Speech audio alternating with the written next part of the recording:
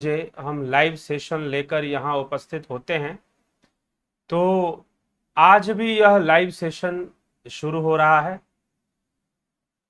और थोड़ा सा विलंब हुआ है चंद मिनटों का। तो चलिए आज के विषय पर हम चर्चा श्रवण करेंगे, फिर आपके टिप्पणियों पर भी चर्चा करेंगे, आपके कमेंट्स पर भी चर्चा करेंगे।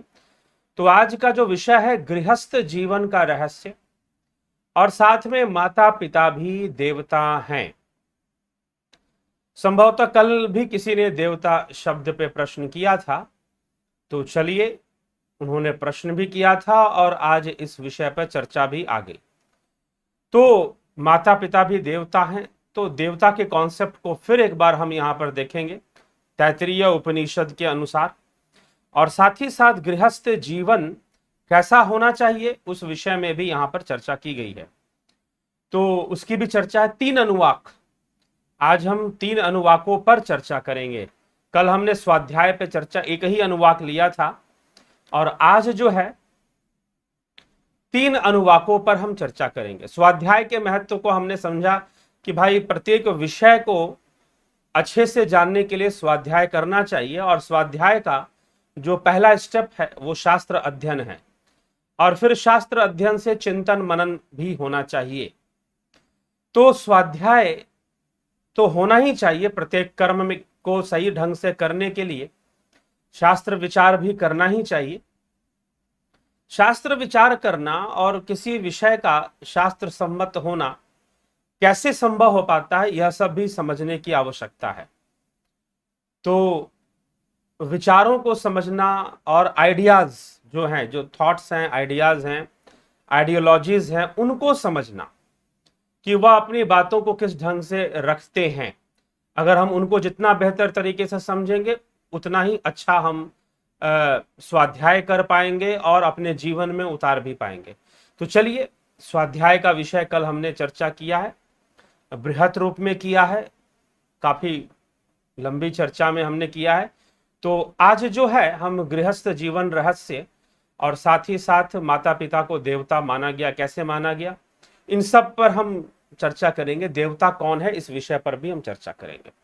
तो चलिए, दशम अनुवाक, कल हमने नवम अनुवाक पर चर्चा की है, आज दशम अनुवाक पर हम चर्चा करेंगे। दशम, एकादश और द्वादश तीनों अनुवाकों पर 10, 11, 12।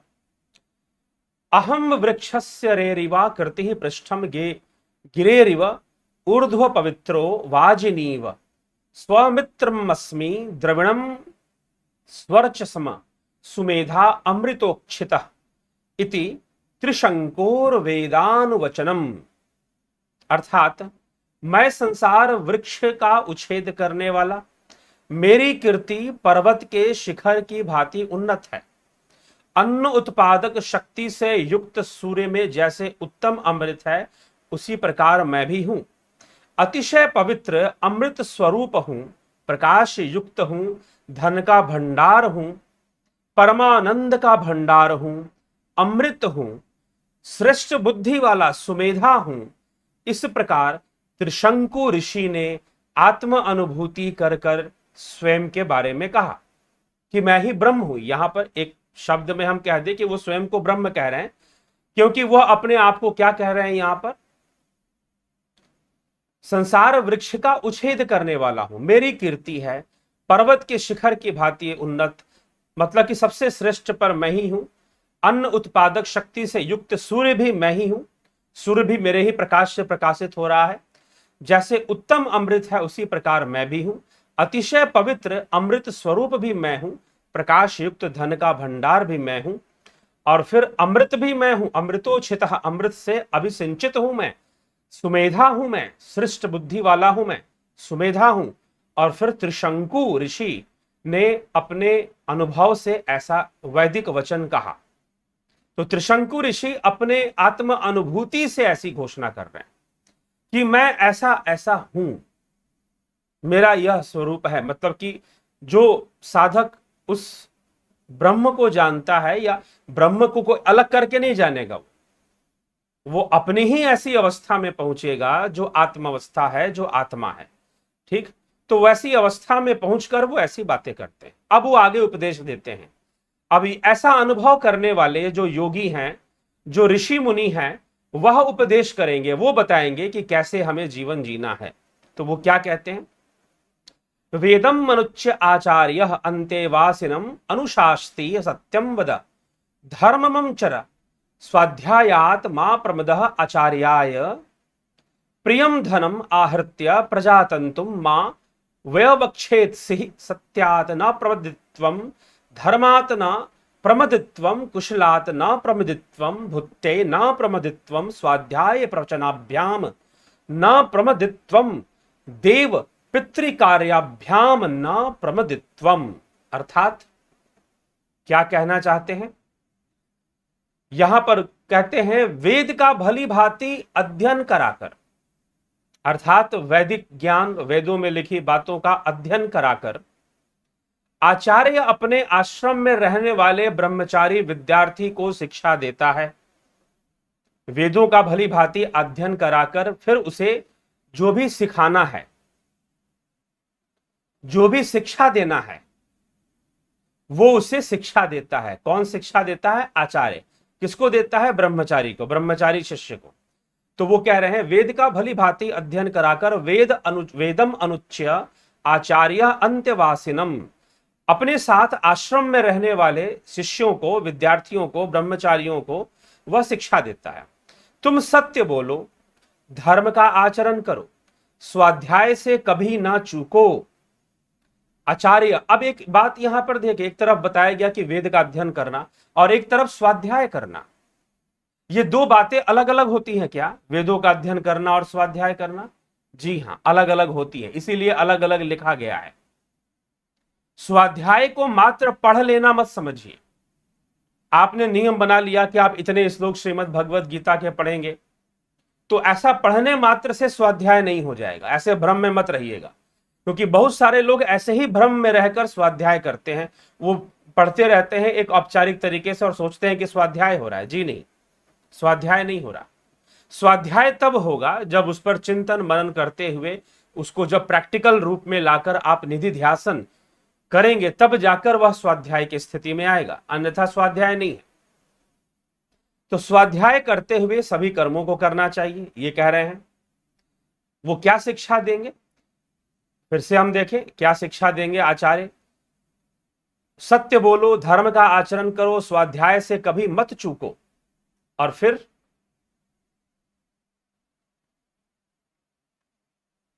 आचार्याय मां प्रदः, स्वाध्याय से कभी मत चूको। आचार्याय, आचार्य के लिए दक्षिणा के रूप में वांछित धन लाकर दो।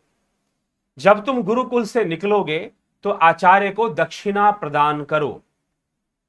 ठीक है, आचार्य को दक्षिणा प्रदान करो और फिर दक्षिणा प्रदान करने के बाद तुम गृहस्थ आश्रम में प्रवेश करो।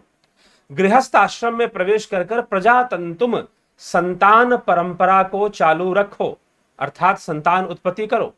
मां व्यवच्छेदसी, उच्छेद ना करना। तुम इसका तनिक भी ब्रह्मचारी जीवन जीने के बाद शिक्षा ग्रहण कर गुरुकुल में, आश्रम में गुरुदेव को दक्षिणा उक्षिणा देने के बाद फिर तुम गुरु आज्ञा से ही गृहस्थ जीवन में प्रवेश कर संतान परंपरा को चालू रखो। प्रजातंतुम जिसे कहा गया, मां व्यवच्छेदसी, और इसका कभी भी तुम निषेध ना करो कि तुम अपने कुल का वर्धन ना करोगे, ऐसा कभी मत सोचो।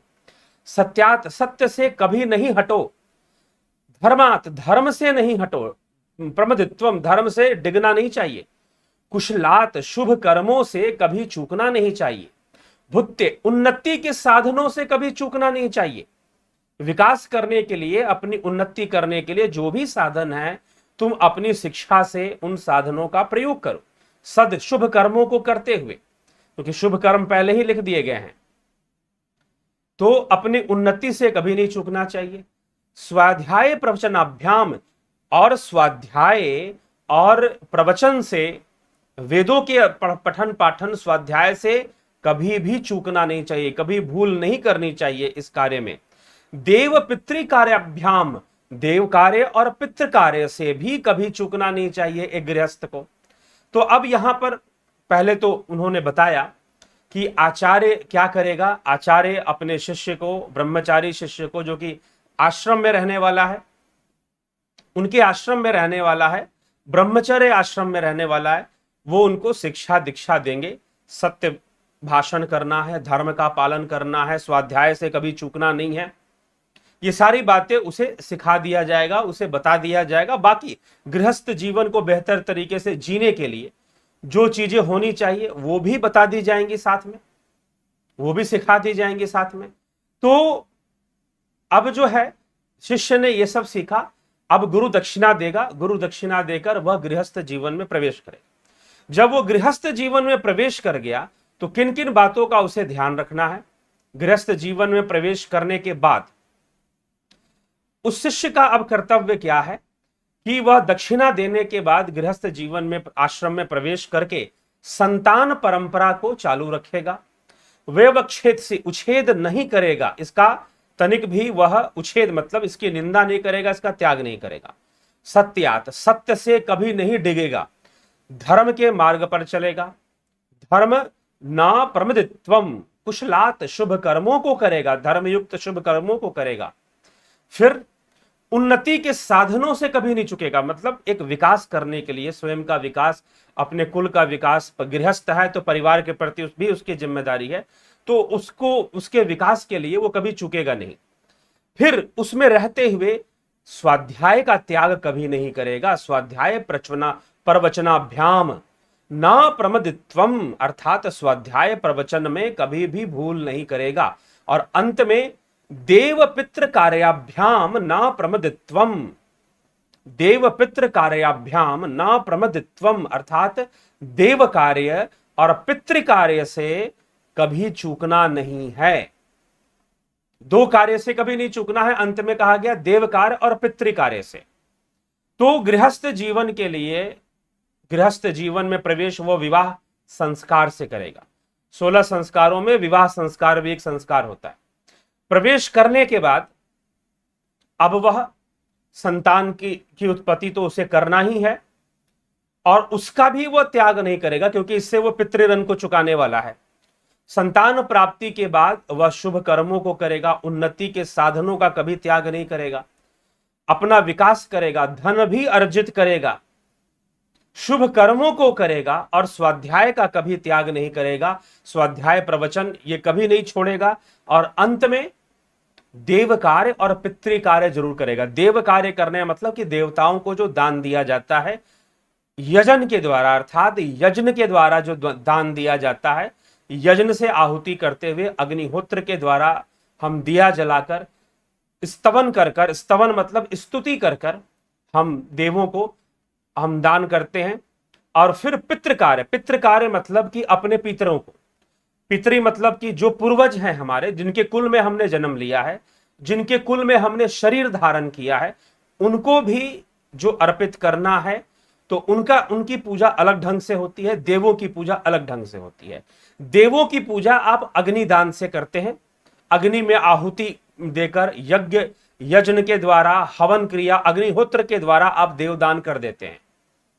अगर 9 ग्रह देवता माने गए हैं, तो अगर 9 ग्रहों का दान आपको करना है तो 9 ग्रहों के मंत्र से आप आहुति देते हुए अग्निहोत्र में आप उनका दान कर देते हैं। ठीक है, तो इस प्रकार से देवदान होता है। अब पितृदान जब होगा तो वो पशु पक्षियों को होगा, ये ध्यान रखिएगा। कई बार ग्रहों का दान भी पशु पक्षियों को जाएगा, लेकिन जो 8 देवता हैं, 8 वसु हैं, या फिर जो 8 देव, इंद्र, अग्नि, वायु, जो पंचभूत रूप में जो देवता हैं हमारे, उनको तो अग्नि के माध्यम से ही दान जाएगा। ठीक है, बाकी जो जीवन मुक्त देव हैं, जैसे कि आपके भगवान शिव, विष्णु, ब्रह्मा, इनको भी दान जाता है। सरस्वती भाव रूप देवी हैं, दुर्गा जी शक्ति भाव हैं, सरस्वती जी विद्या भाव हैं, लक्ष्मी जी धन भाव हैं, इनका दान भी अग्नि के माध्यम से होता है। ठीक है, और बाकी इनके दान और पूजा का अलग अलग विधान है, इसमें बहुत ज्यादा संशयग्रस्त नहीं होना चाहिए। और यह भी नहीं सोचना चाहिए कि जो गरीब आदमी है वो कैसे करेगा, जी नहीं। देव शब्द रूप है और भाव रूप है, तो उन शब्द भाव से ही दान हो जाएगा, इसलिए मंत्र ही पर्याप्त है। मंत्र भी ना याद हो तो ओम का उच्चारण कर देव, किसी भी देवता का नाम रखकर उसका ध्यान कर कर आप उसका स्तुति कर सकते हैं, उसको अपना जो भी आहुति में आप डालते हैं वो कर सकते हैं। ठीक है, तो ये, हाँ, लेकिन आहुति अग्नि के अंदर, अग्नि में शुद्ध अग्नि और कंट्रोल्ड अग्नि, वही देवता है। अग्नि अनकंट्रोल्ड हो जाए तो फिर तो वो भस्मासुर है, देवता नहीं है। फिर देवता जो देने वाला है, देवता शब्द दिव धातु से बना है, देव शब्द दिव धातु से बना है, जिसका अर्थ है दिव्य प्रकाश देने वाले। ठीक है ना, जो देने वाले हैं वो देवता हैं। तो इस तरह से उसकी व्याख्या आती है।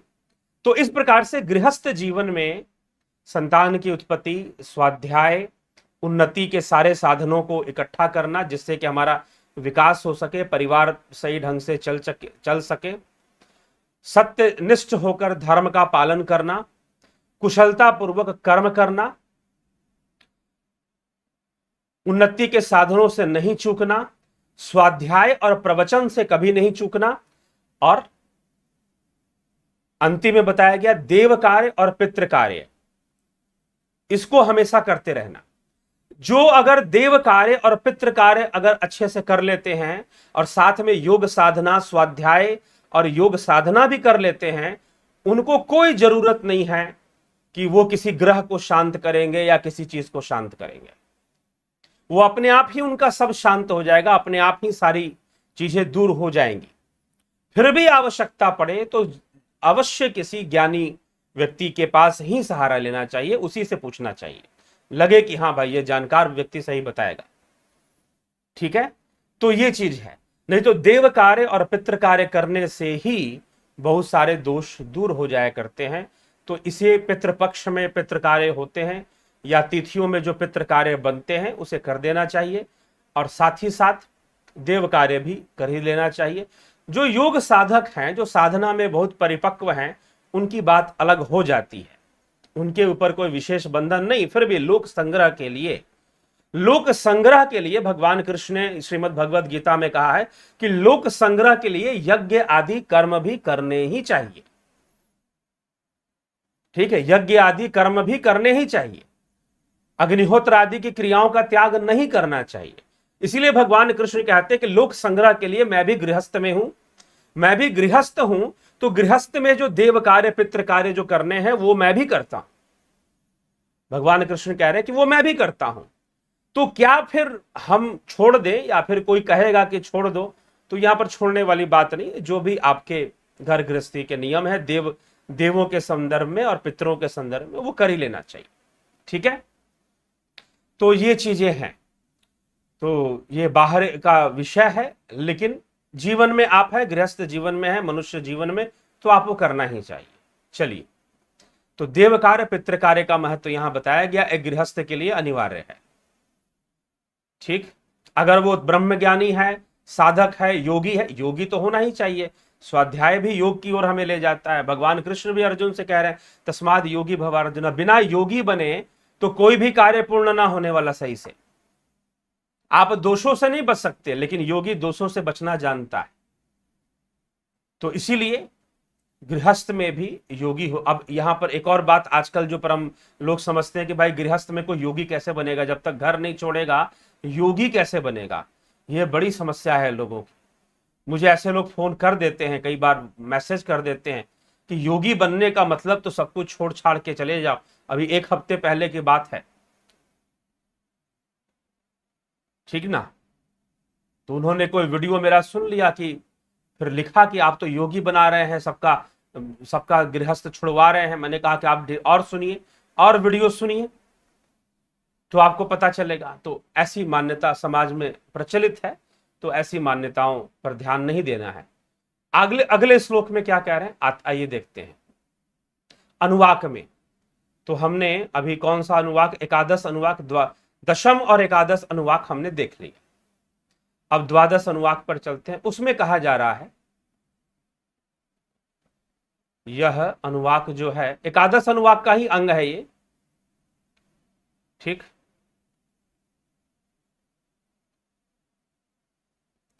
तो यह चर्चा तो ये सारी चर्चा अभी जो हम कर रहे हैं वो सब एकादश 11वें अनुवाक के अंदर, पहला हमने 10वां अनुवाक देखा, अब 11वां अनुवाक के अंदर 3-4 श्लोक हैं। द्वादश अनुवाक का विषय बाद में आएगा। तो क्या कहा जा रहा है इसमें, हम वो भी देख लेते हैं।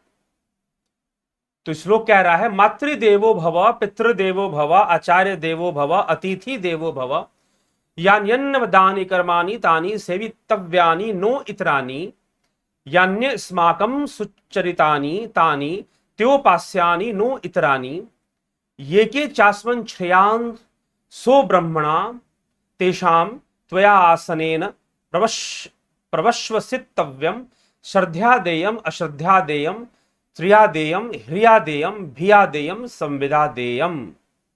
देयम देयम देयम, ये शब्द क्यों आ रहा है, देने वाला जो देता है उसके लिए कहा जा रहा है।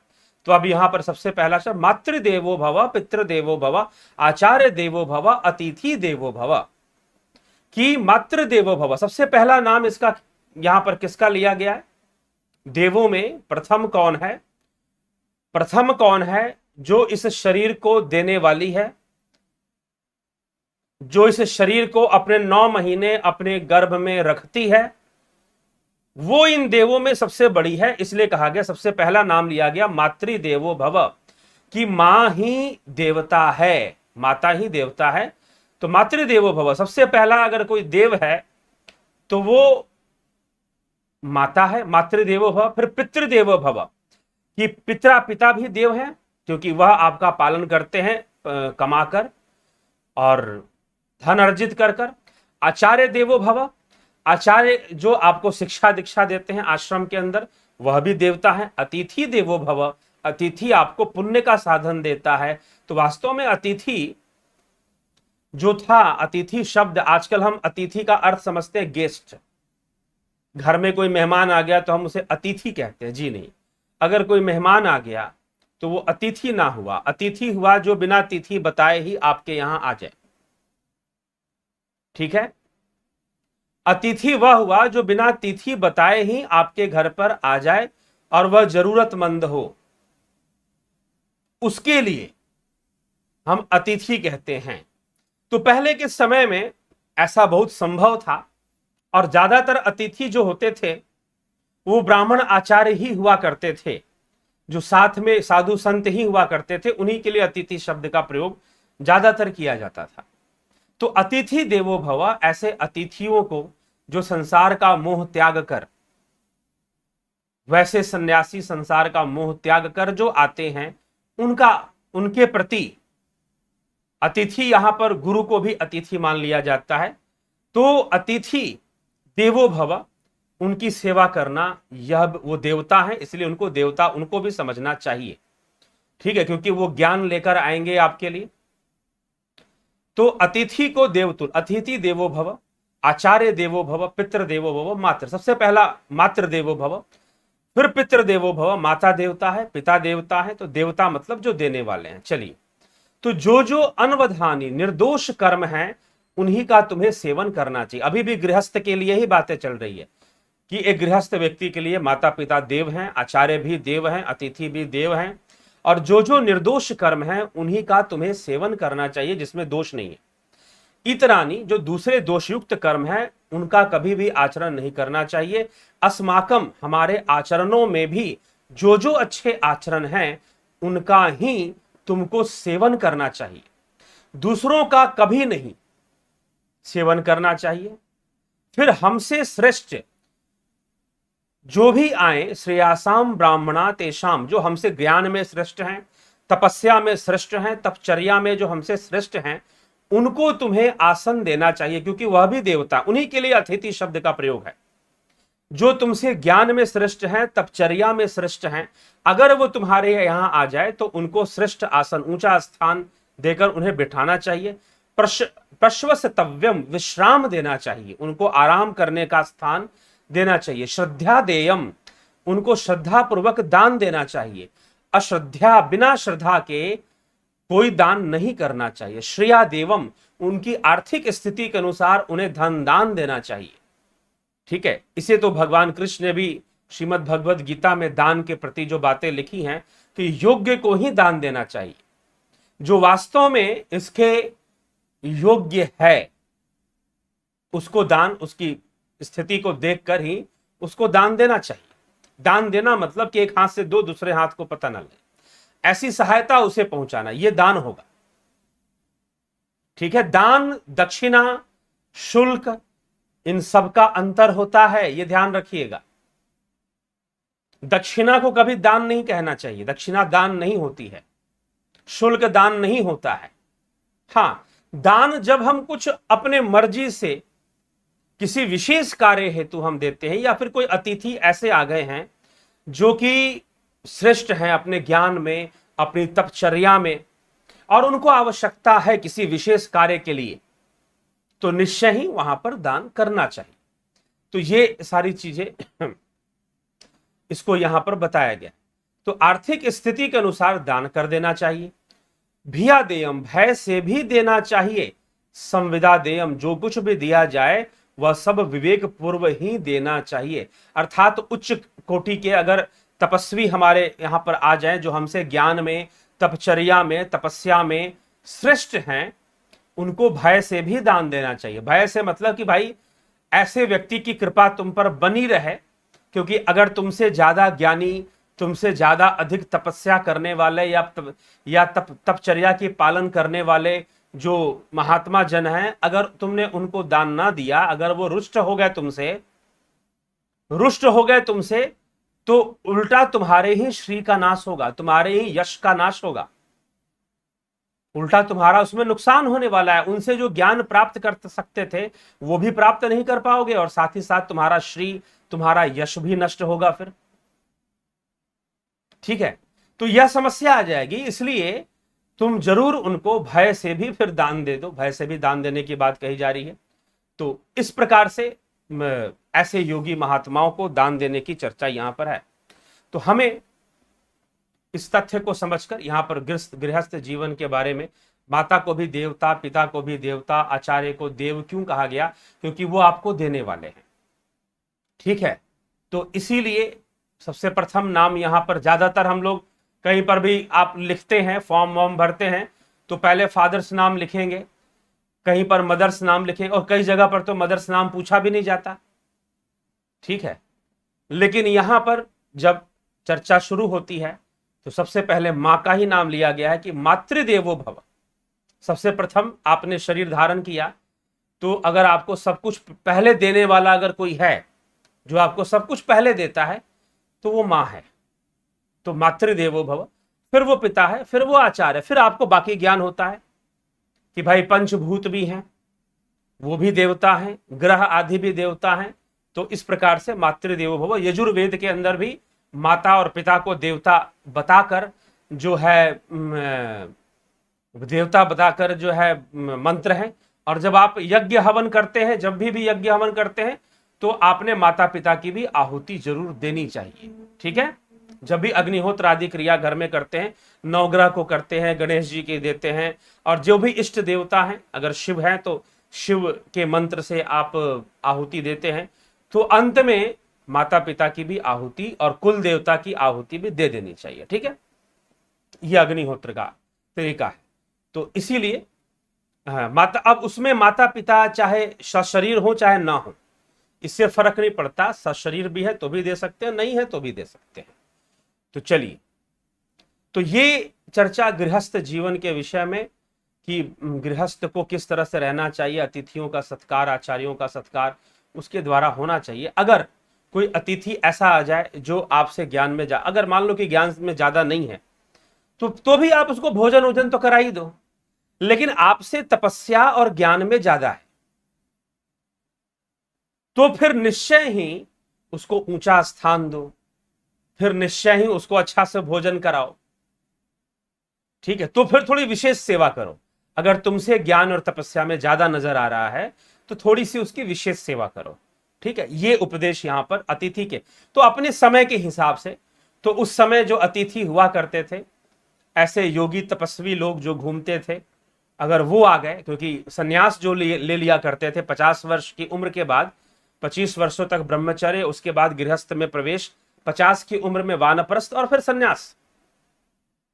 तो जो ऐसे वृद्धावस्था में तपस्या करते हुए सन्यासी जो हो जाया करते थे, वही लोग अतिथि की बात भांति घूमते थे और किसी के घर पर वो चले गए, संसार से कोई मोह नहीं, परिवार थे। बड़े बड़े राजा, ऐसा नहीं कि कोई ऐसी आदमी घूमता था, बड़े बड़े राजा महाराजा जो हुआ करते थे अपना राजपाट छोड़कर, अंत में जब उनको लगता कि हाँ भाई मैंने पुत्र संतान की उत्पत्ति कर दी, अपने राजपाट को संभालने के लिए अब संतान मेरा बड़ा हो गया, ठीक है, उसकी उम्र हो गई, उसकी भी उम्र 25 साल की हो गई, वह जो है गुरु आश्रम से अब आ चुका है, दायित्व संभालने के लिए तैयार है, तो राजा क्या करते थे कि वह वानप्रस्थ ग्रहण कर लिया करते थे।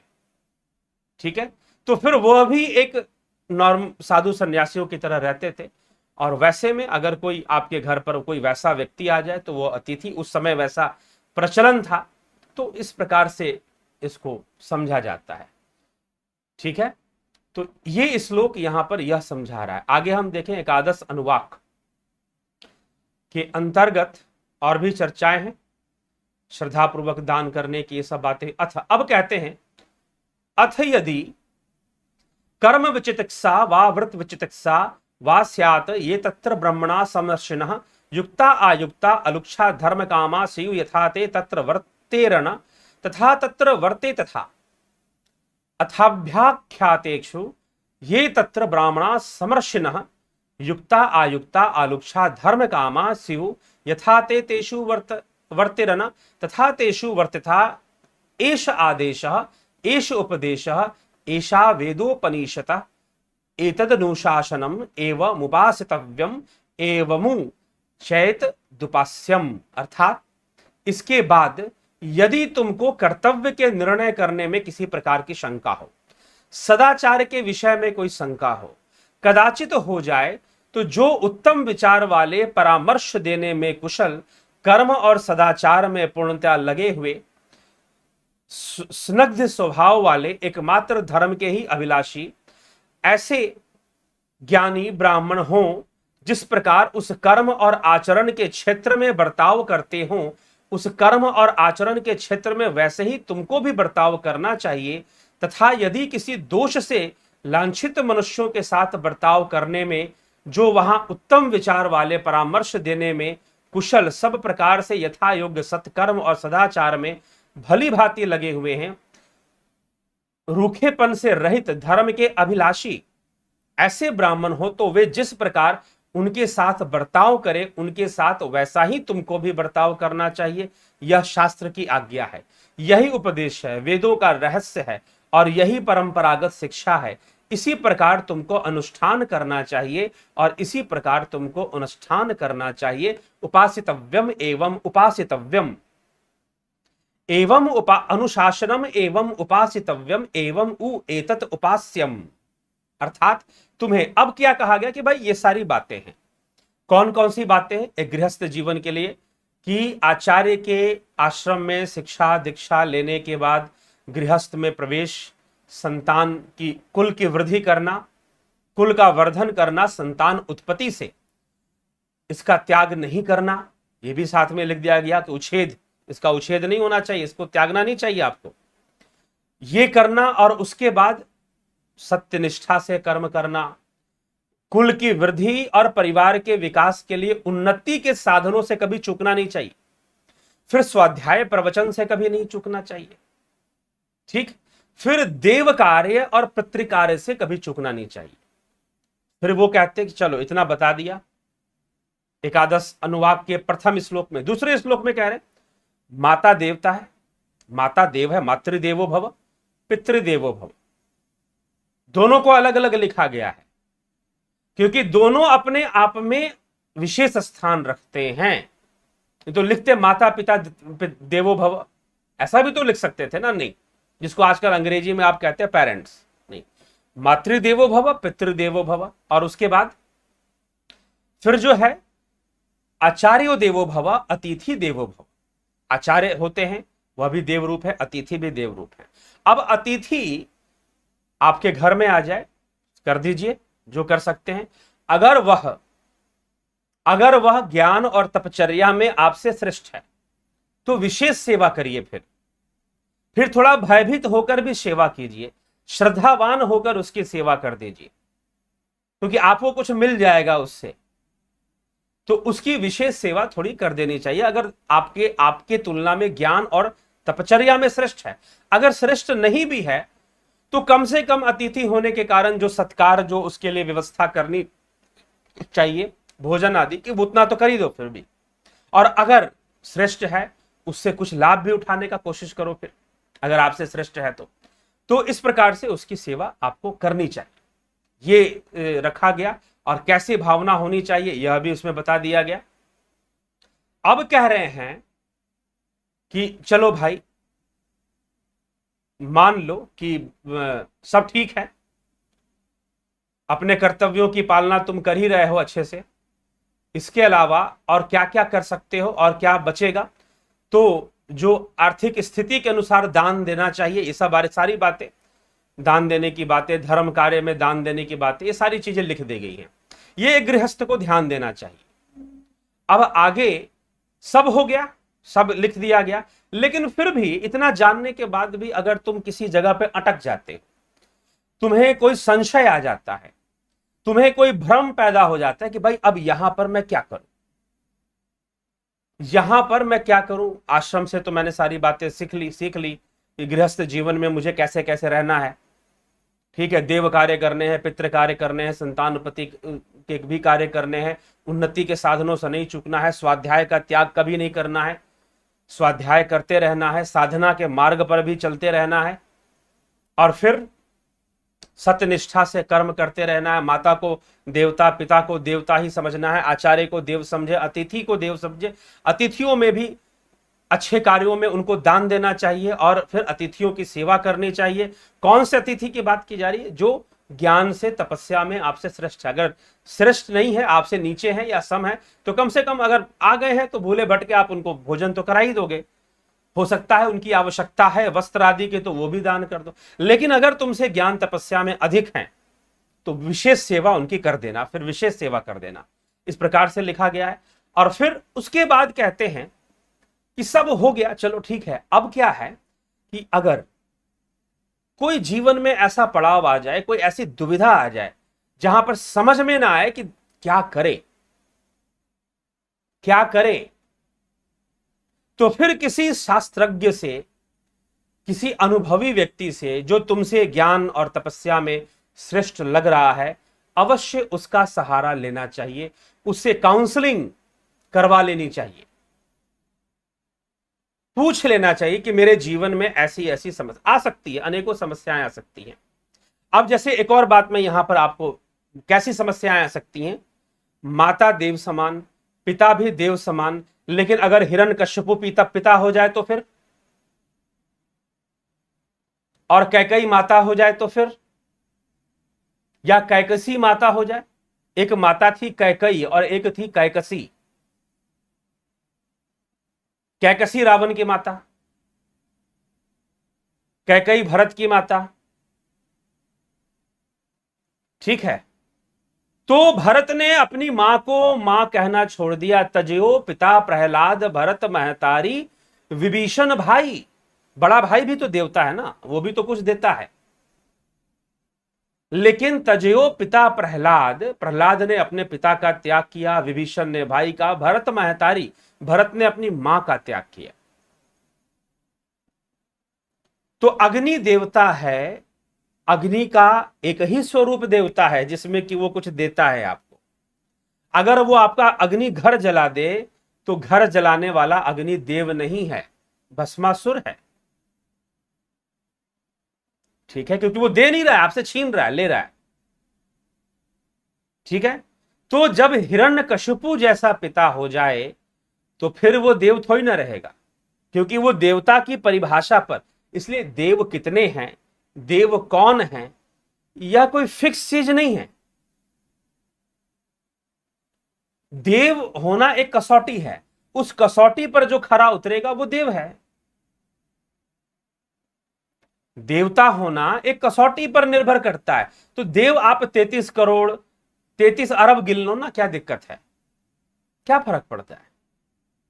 तो ये जो आजकल जो हिंदू धर्म में इतने सारे देवी देवता हैं, अरे भाई कितने भी हो सकते हैं, उसकी पहले ही आप सुनो, जहां पर ये 33 करोड़ की बात हुई कि देवता का मतलब आप समझ लेते हैं गॉड्स। अब गॉड वाला कॉन्सेप्ट देवता वाला कॉन्सेप्ट मिला दोगे, 33 करोड़ गॉड्स कैसे हो सकते हैं?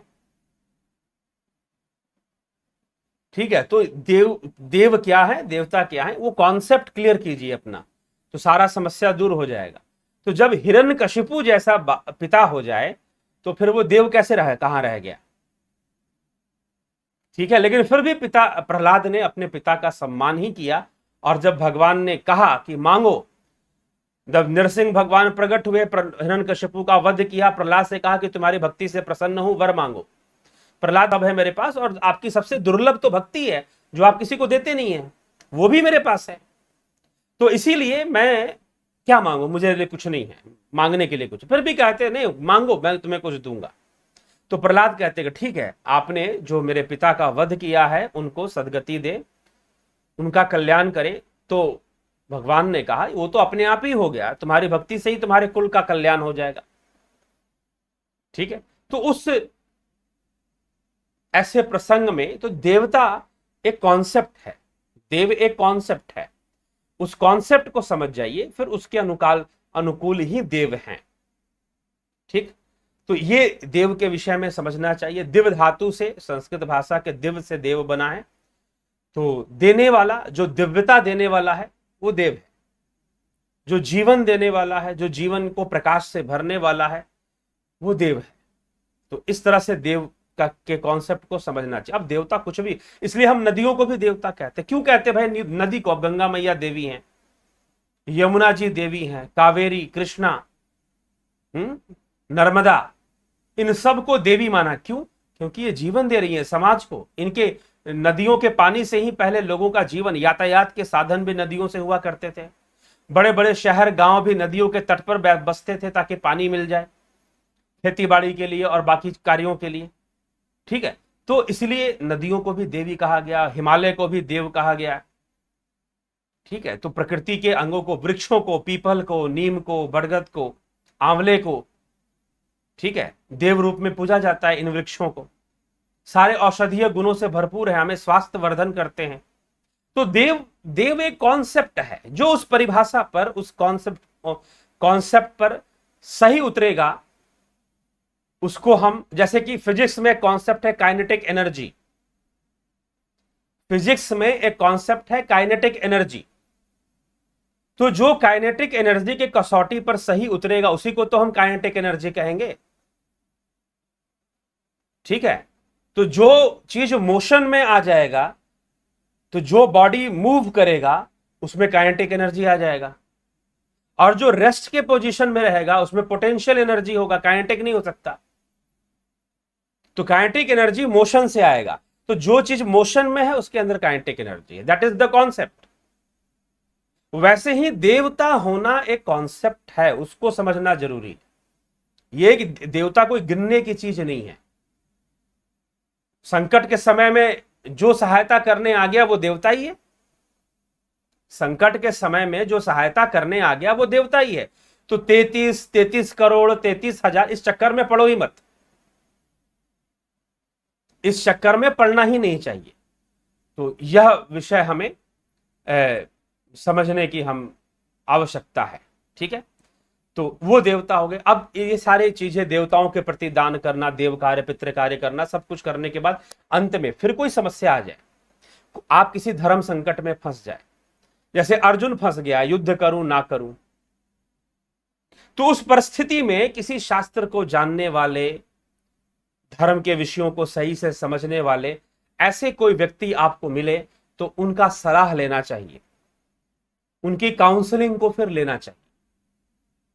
ठीक है, किसी भी, कोई भी परिस्थिति बन सकती है। जैसे भरत के सामने ही परिस्थिति बन गई, उसे भरत को पता चला, भगवान श्री राम के भाई भरत, भक्त भरत, उनको पता चला कि उनकी माता के कारण उनके बड़े भाई को 14 वर्ष का वनवास हो गया।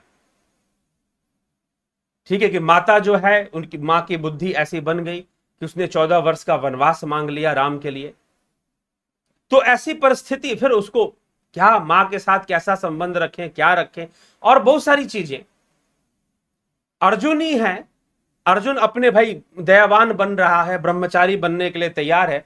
भगवान कृष्ण काउंसलिंग करते हैं, समझाते हैं कि नहीं भाई क्या कर रहा है तू, इस समय समाज के प्रति, धर्म के प्रति जो तेरा कर्तव्य है वह युद्ध करना ही है, इसलिए इस युद्ध ही कर, उसी में तेरा कल्याण है, उसी में तेरे धर्म पालना है।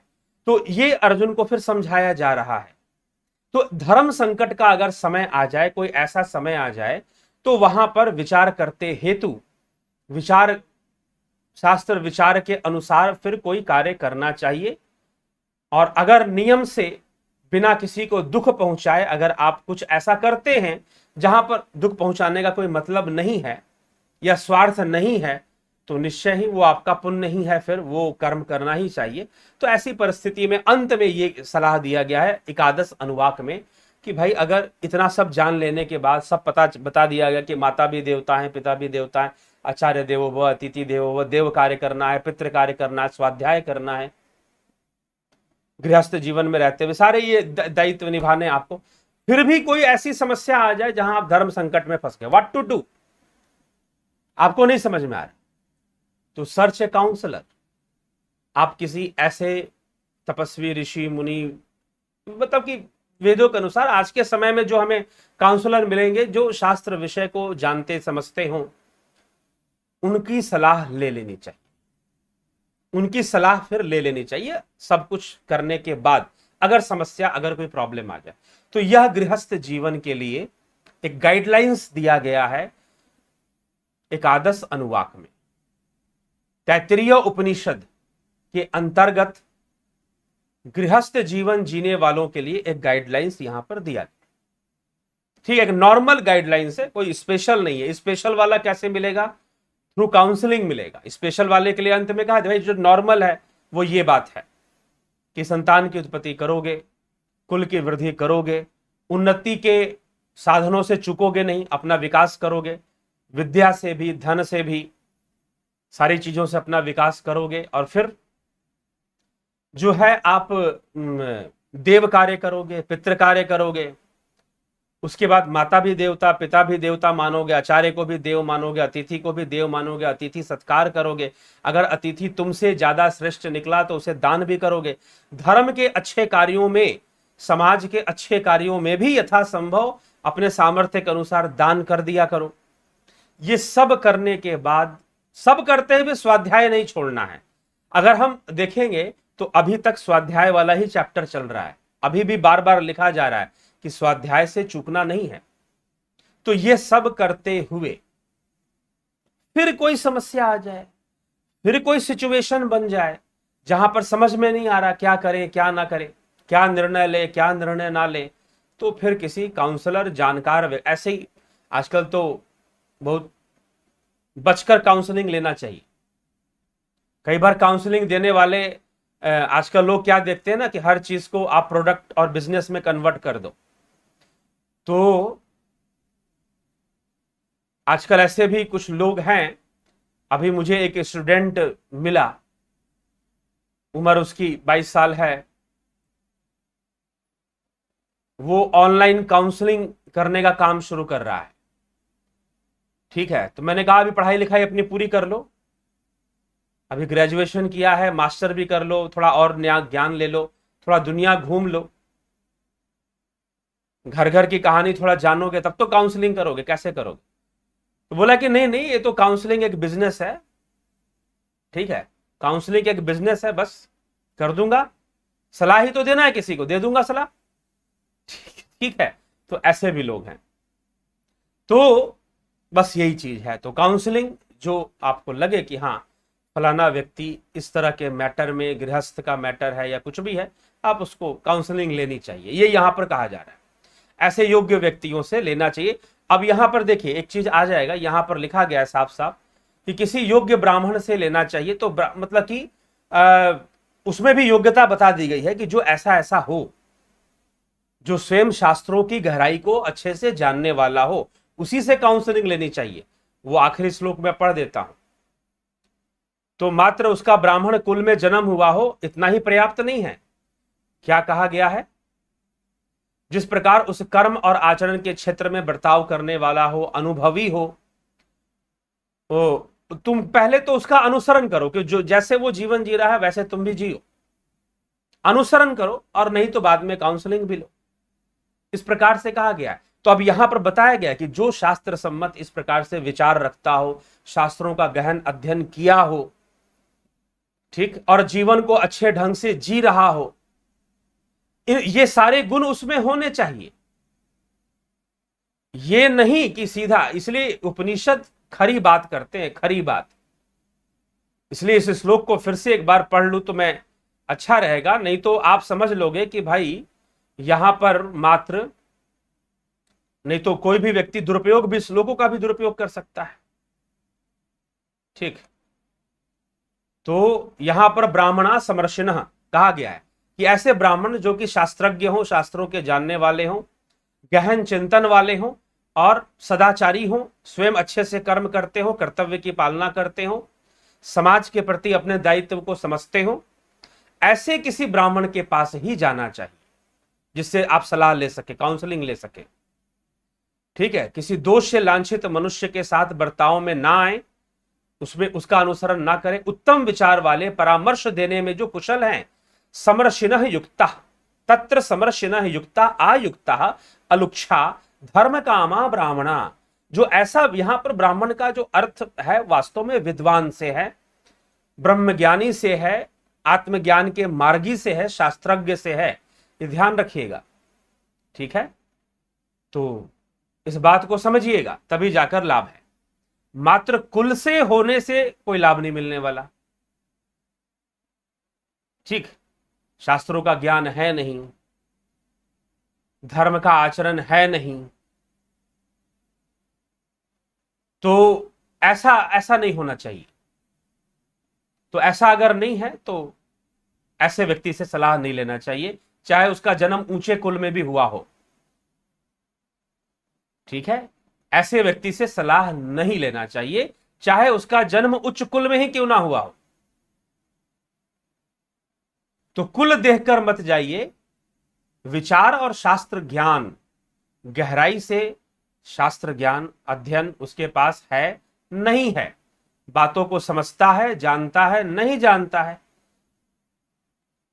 फिर उसकी समझ, उसकी जो है सलाह देने की, परामर्श देने का सामर्थ्य है।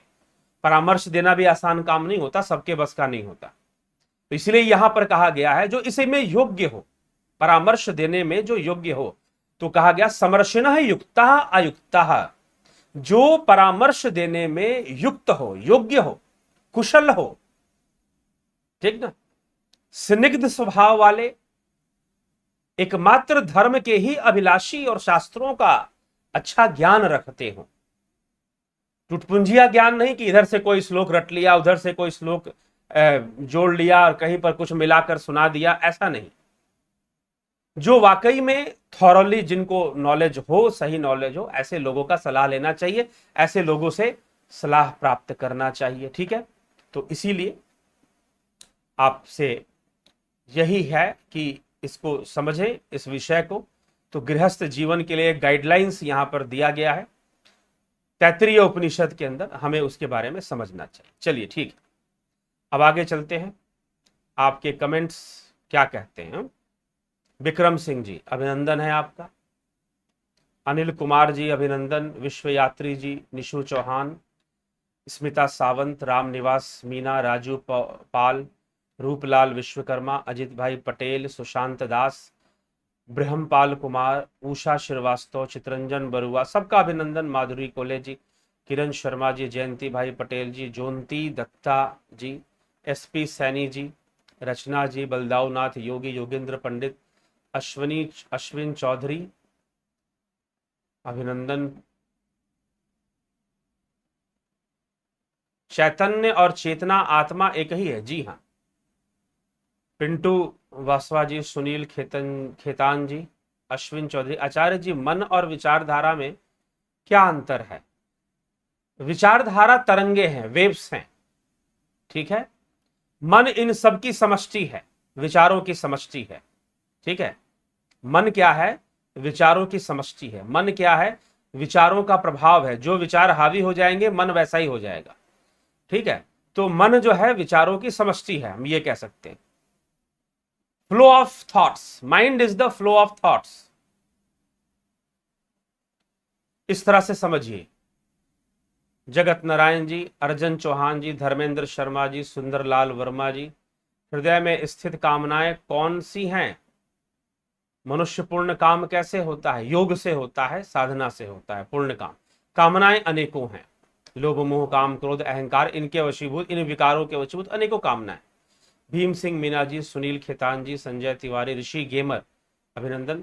जो कर्म हमारे सामने आ गया वो तो हमको करना ही है, लेकिन अगर कोई चॉइस हो जैसे कि लाइफ में होती है, तो क्या एक चॉइस को छोड़ना भी कर्म छोड़ देना? जी नहीं, चॉइस को छोड़ना हम कर्म, अगर वो चॉइस अच्छी है और करना चाहिए तो जरूर उसको भी कीजिए, लेकिन जो कर्तव्य रूप में सामने आ गया उसको तो करना ही पड़ेगा। ठीक।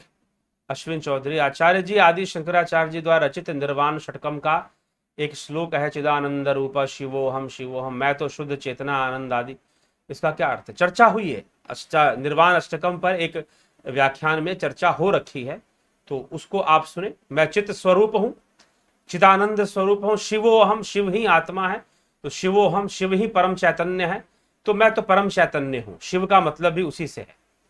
जड़ात्मक मंडल के पार, सुनील खेतान पूछते हैं, जड़ात्मक मंडल के पार यानी परा प्रकृति मंडल के अनुभवों को शब्दों द्वारा बताना संभव है? प्रेरणा देना संभव है, प्रेरणा देना संभव है, लेकिन शब्द सुन लेने से कोई उसकी अनुभूति तो नहीं हो जाएगी ना, ये चीज है। जगत कुमार, क्या हम चैंटिंग से गुस्से को शांत किया जा सकता है? थोड़ा बहुत जरूर किया जा सकता है, अगर अच्छा अभ्यास है तो। SKM, ओम तत्सत। ER भिखू कुचारिया जी, अभिनंदन आपका। भरत शबलानी जी, जगत नारायण जी, मित्रों ध्यान योग में आसन में कम से कम 30 मिनट तक बैठना अति अनिवार्य है। इतना जो भी मित्र भाई करते हैं उन्हें चिंता करने की जरूरत नहीं है। चलो जी, ठीक है, प्रेरणा दे रहे हैं कि भाई 30 मिनट आप बैठ सकते हैं तो फिर पर्याप्त है। ठीक है। भरत शबलानी जी, कृपया दान और दक्षिणा में अंतर बताएं। दान मतलब कि दिया जाता है, जो दक्षिणा आप गुरु से जो ज्ञान लेते हैं उससे, उसके संदर्भ में जो उसे देते हैं, ठीक है, उसके संदर्भ में जो आप गुरु को जो देते हैं, ज्ञान के प्रति जो आप देते हैं, वह दक्षिणा है। वह आपकी इच्छा भी हो सकती है, वो गुरु की मांग भी हो सकती है। ठीक है, आपने सुना होगा जैसे क्या द्रोणाचार्य ने एकलव्य से दक्षिणा मांगी? अंगूठा। कई बार गुरुजन 100 गाय मांग देते कि भाई दक्षिणा में 100 गाय लेकर दो, तो वो गुरु का अधिकार होता है कि वो आपसे मांग ले।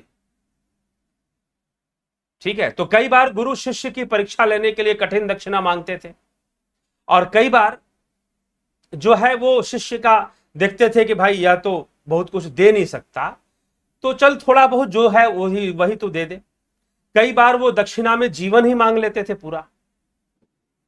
तो गुरु ने जो खोल दिया मुंह वो दक्षिणा हो गया, जो उसने मांग लिया आपसे कि भाई तुझे ये दक्षिणा देनी, तो वहां पर गुरु की स्वतंत्रता है, वो मांग भी सकता है। और शिष्य का काम है कि वह गुरु के पास जाकर पहले पूछे कि गुरुदेव मैं दक्षिणा में क्या दूं, कितना दूं, वो पूछे पहले। ठीक है। एक दक्षिणा के विषय में मैं आपको एक कहानी, एक मुझे छोटी सी एक याद है कि महर्षि पतंजलि के आश्रम की कथा है कि उनका एक शिष्य था। छोटी सी घटना मुझे बोलते बोलते याद आ गई बस। उनका एक शिष्य था, वो हमेशा अपने गुरु की दृष्टि, कृपा दृष्टि को प्राप्त करना चाहता था। तो उसने सोचा कि चलो अब तो मेरी भी, और एक एवरेज शिष्य था, कोई बहुत प्रतिभाशाली नहीं था, एवरेज होता है ना, एवरेज स्टूडेंट जिसको हम कहते हैं। तो उस समय जब वो गुरुदेव के पास गया और महर्षि पतंजलि से कहा, गुरुदेव आप बताएं मैं आपको दक्षिणा में क्या दूंगा, आप जिससे प्रसन्न होंगे मैं वही दूंगा। ठीक है। तो गुरु ने कहा कि ठीक है, समय आने पर मैं ले लूंगा। कई बार गुरु ऐसा भी कह देते, समय आने पर मैं ले लूंगा तुझसे, ऐसा भी वो कह दिया करते थे। तो दक्षिणा, जो आपने शिक्षा, जो ज्ञान आपने ग्रहण किया है, वो गुरु को दिया जाता है और उसमें गुरु की डिमांड होती है, उसकी डिमांड होती है कि भाई ये चाहिए तो ये देना पड़ेगा।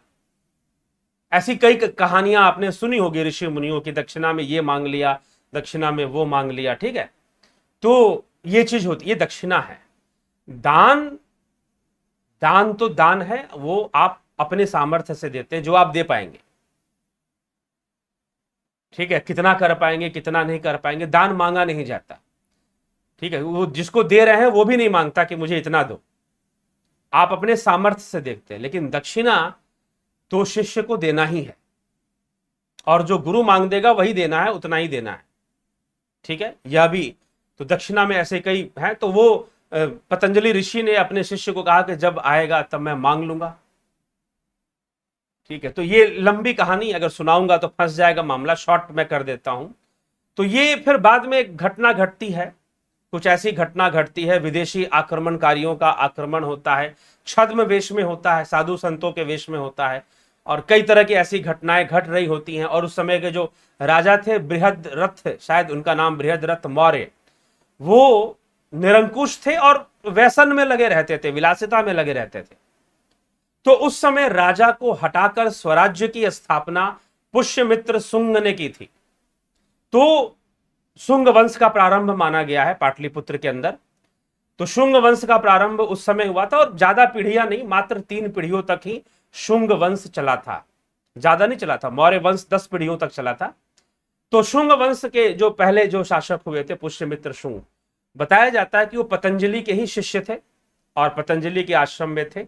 और जब ऐसा हुआ, जब वो राजा बने, तो उन्होंने अपना पूरा राज्य ही महर्षि पतंजलि को दान में दे दिया था, ठीक है। महर्षि पतंजलि को दान में दे दिया था। महर्षि पतंजलि थे सिद्ध योगी, उनके लिए राज्य का पूरा पृथ्वी उनके अधीन। ऐसे सिद्ध योगियों के तो जिसके नियंत्रण में पंचभूत हो, तो वो उसके सामने राज्य क्या दिया तो, लेकिन जब उनको राज्य दिया, क्योंकि वो राजा नहीं बन सकते थे, क्योंकि वो राजा थे नहीं, उनके मन में बहुत सारी बातें थी, वो सेनापति थे, वो राजा नहीं बन सकते थे। तो उन्होंने कहा कि मैंने राजा को सिर्फ इसलिए हराया है या राजा को पदस्थ इसलिए किया है क्योंकि इस समय जो राज्य के प्रति कर्तव्य था, राजा उस कर्तव्य की पालना नहीं कर रहे थे। लेकिन आचार्य, मुझे राजा नहीं बनना है, मैं राजा बनने का लोभी नहीं हूं। तो उस समय यह कथा आती है कि महर्षि पतंजलि स्वयं पुष्यमित्र शुंग का राज्य अभिषेक करते। तो पतंजलि ने स्वयं उनका राज्य अभिषेक किया था। क्यों किया था? क्योंकि जो भी राज्य था उन्होंने उनको अर्पित कर दिया था, पतंजलि को अर्पित कर दिया था। और उन्होंने कहा था कि ठीक है, जब समय आएगा तो मैं तुझसे दक्षिणा लूंगा। तो शिष्य ने भी समझ लिया कि यही उचित समय है दक्षिणा देने का, और उस समय उसने दक्षिणा दी। और महर्षि पतंजलि, उनकी उम्र और वो कितने समय से थे, ये सब भी बताना बड़ा रहस्यमय जीवन था पतंजलि का। तो कोई उनके जन्म का निश्चित समय लोगों को सही से पता नहीं है। कुछ लोग कहते हैं कि हजारों वर्ष तक वो रहे थे धरती पर, तो ऐसा भी कुछ लोगों का मानना है। तो ये चीज है। तो लेकिन एक कथा पतंजलि और उनके शिष्य पुष्यमित्र सिंह के बारे में ये एक कहानी आती है। तो चलिए, ठीक है। तो दक्षिणा, मुझे लगता है कि आप समझ पा रहे होंगे दक्षिणा क्या है। तो दक्षिणा गुरु की इच्छा पर निर्भर है, जो मांग देगा वो देना पड़ेगा। जैसे एकलव्य को अपना अंगूठा देना पड़ा, इस तरह से बात। हाँ, गलत था द्रोणाचार्य ने, वह जो मांग की वह सही नहीं थी, यह बात सत्य है। इसे जब भगवान कृष्ण ने जब इसे गलत कह दिया तो फिर तो गलत ही था, ठीक है। स्वयं महाभारत के अंदर कृष्ण ने इस बात की पुष्टि की थी कि एकलव्य से जो दक्षिणा में अंगूठा मांगा वो सही नहीं था। तो अब ये गुरु की करनी गुरु जाने, चेला की चेला। शिष्य नहीं सोचता भाई, अगर गुरु गलत मांग रहा है तो कर्म से कोई बचने वाला नहीं है। कबीर साहिब कहते हैं गुरु की करनी गुरु जाने, चेला की चेला। तो चेला जानेगा कि भाई गुरु ने क्या कर्म किया और चेला ने क्या किया। सबको अपने अपने कर्मों का लेखा जोखा देखना है। तो एनीबॉडी, जो चीज गलत थी वो तो गलत ही थी। चलिए, तो इस तरह से बातों को यहां समझने की आवश्यकता है।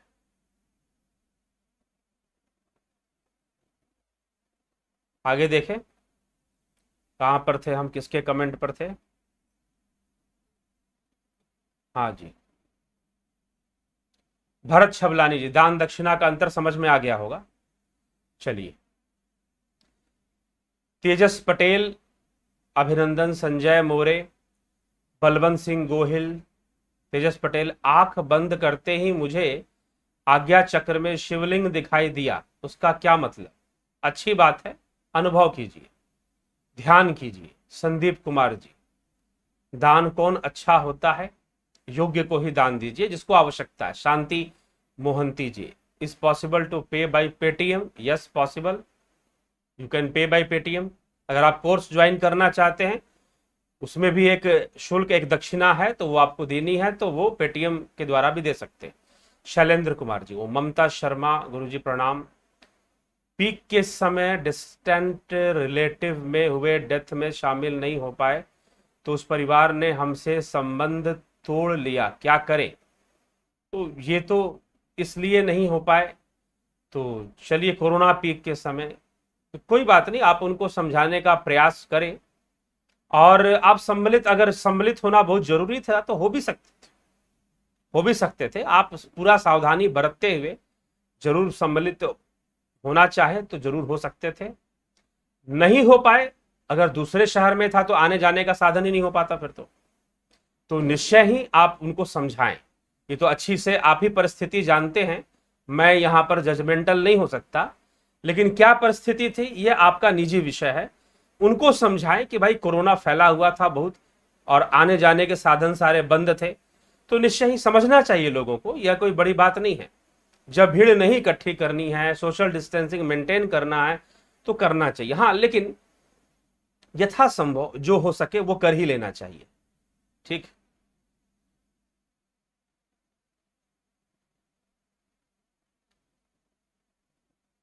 ठीक, बड़ा उलझाव है, राम जी का स्मरण करूं या भोले बाबा का, एक का करता हूं तो दूसरे के प्रति प्रेम उत्पन्न होता है। ये उलझन खत्म कीजिए और उस आत्मा राम को जानिए, वही शिव है, वही राम है, एक को जानिए, दोनों एक ही हैं। आपके प्रवचन को सुनने से आनंद की प्राप्ति होती है, अच्छी बात है।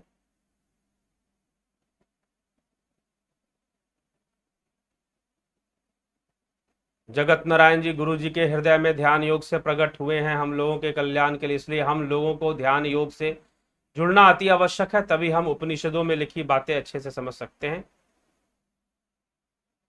Sir made payment through Paytm and WhatsApp at 9661 for 29th group, please accept and tell what shall I do. Paytm में कौन कौन से नंबर पे पेटीएम किए हैं, ठीक है, वो चेक करके बताएंगे।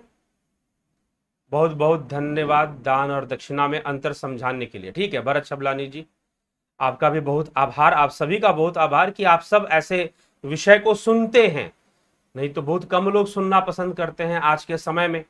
राजनीति की बातें और बहुत तरह की बातें लोग सुनते हैं, करते हैं, लेकिन जो है वह सुनते करते हैं, परंतु उपनिषद और शास्त्रों की बातें जो हमारे मूल सनातन धर्म को समझाने वाले हैं, उस पर हम ध्यान नहीं देते, उसकी जानकारी के प्रति हम जागरूक आज भी नहीं है लोग। हाँ, वो जयकारा लगाने के लिए, भीड़ इकट्ठा करने के लिए, नेतागिरी करने के लिए सनातन धर्म, हिंदू धर्म की बातें कर लेंगे, जय श्री राम कह लेंगे और बहुत कुछ कह लेंगे, लेकिन राम क्या है, उपनिषद क्या कहते हैं, वैदिक धर्म क्या है, वैदिक धर्म ही है सनातन जो है, तो वह क्या है उसके बारे में जानने के लिए जागरूक बहुत कम संख्या में लोग हैं। इसीलिए मैं आप सबका बहुत बहुत आभार करता हूं कि आप जागरूकता से इस लाइव सेशन को अटेंड करते हैं। ठीक है, अटेंड करें, खुद जागृत हों और अपने समाज में भी जागृति को फैलाएं। तो यही आप सब भी बहुत धन्यवाद और आभार के योग्य हैं। तो बहुत बहुत आभार आप सभी का। तो इसी के साथ विराम देंगे, विश्राम देंगे, जो कमेंट छूट गया बाद में कभी उसको लिया जाएगा। ठीक है, तो चलिए यहीं पर विश्राम देते हैं और कल फिर एक नए विषय के साथ तैत्तिरीय उपनिषद के, या फिर अन्य कोई विषय हुआ तो हुआ, नहीं तो तैत्तिरीय उपनिषद की श्रृंखला आगे बढ़ रही है, वही बढ़ेगी। और उसी को बढ़ते हुए द्वादश अनुवाक, एकादश को हमने पूरा देख लिया। एक गाइडलाइंस जो कि गृहस्थ जीवन के लिए दिया गया है उसको भी हमने समझने का प्रयास किया, और अब द्वादश अनुवाक पर हम चर्चा आगे बढ़ाएंगे। बहुत बहुत आभार आप सभी का।